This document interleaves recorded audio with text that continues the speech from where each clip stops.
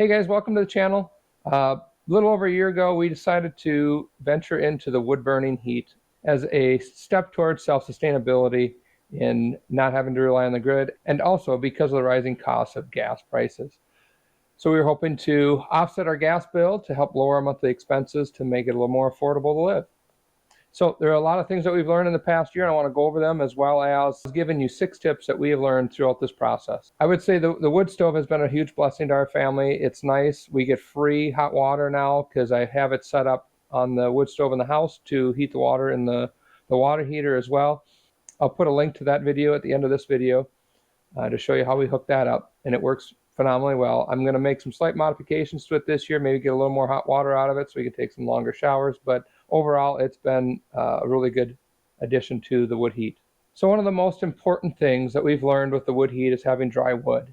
It's best to have wood that's been seasoned for 2 to 3 years, and which means you always got to keep a 2 to 3 year supply of wood on hand if you're splitting and processing your own firewood. Now, if you're buying firewood that is already seasoned from a local supplier, then having a 2 to 3 year supply isn't as big of a deal. You can always just get it as you need it. So the second tip I have for you is have kindling laying around. You know, last year we did a lot of our fire starting with paper and cardboard that we had just laying around. This year I've been using some kindling, some scrap pieces that we had gotten from a local wood shop, and that has made starting fires significantly easier. So if you have some kindling laying around, or if you're making your own firewood, split some smaller pieces, get some skinny stuff so that you can start a fire a lot easier. As you saw in the intro, the kindling takes off very quickly, and it only takes a matter of minutes before the fire is up and roaring. So the third thing I'd recommend is, if you're going to split and cut your own firewood and you don't have a source of wood, a constant source of wood, get in touch with some local tree service guys. They're looking to get rid of the wood. Tree service companies are taking the wood to the dump and they're paying to get rid of it. So if they can dump it at your place for free, they're going to more than likely take you up on that, as long as you're not way out in the sticks. So befriend a couple of tree companies that are local in your area and work out some sort of arrangement with them to get some free logs. The fourth tip I have for you is get a routine down. You always light your fire every morning. Just get a routine so you don't forget anything. Best thing for me is I wake up in the morning, I go down, I light a fire. I'll get the fire started, and then as I'm waiting for it to get up to temp, I'll sit there and I'll do a little quiet time, a little devotion, and then by the time I'm done my devotion, usually the fire is up and running and I can go ahead and damper it down and then carry on with my day. The fifth tip I have for you is, especially if you have a wood stove in the basement, sometimes the draw is a little harder to achieve, especially when you're trying to light a fire for the first time, or the stove's gone cold. It's been warmer lately, or you've just been gone, haven't lit a fire.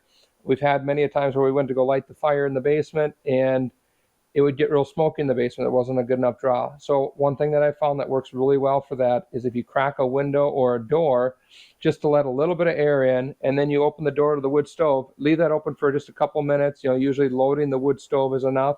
And what that's going to do is it's going to cause a draw to go up the chimney, and then the warm air from inside is going to warm up the flue of the chimney and help create a better draw. So I usually will let the door open, get the fire going. Once the fire is going well enough on its own, it's after just a minute or two, then I'll go ahead and shut the door or the window to the house and let it continue to warm up the rest of the way. So the last tip that I have for you is to experiment with your wood stove. Try numerous different ways of lighting fires and controlling the fires, and experiment with it. See what works best for you. Now, as you saw in the video, what I like to do when I light my fires, I put the logs in, straight in, fill it full. Then in that front area that's left over up here is I'll pull the coals forward and I'll put my kindling on top of that, and then put a couple bigger logs on it. And that works really well for starting a fire quickly. If I don't have any coals, then I go and throw a couple pieces of crumpled up paper there, and then the kindling on top, and then I go ahead and light the fire.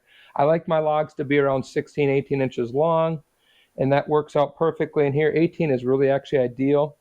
And your wood stove might be different. You might find a different routine for you, but try different ways of doing things and figure out what works best for you. So if you found this video helpful, please go ahead and hit that subscribe button, follow along to the channel. I like to post a video every couple of weeks, different tips and tricks we do around our homesteading here. Our goal is to be as self-sustaining as we can, and we got lots of things in the works. Hoping to add some solar to our property in the next few months to alleviate our electric bill and we'll have videos on how we get that set up too as well. So again, hit that subscribe button, follow along the channel, and thanks again for watching, guys. Hope you have a blessed day.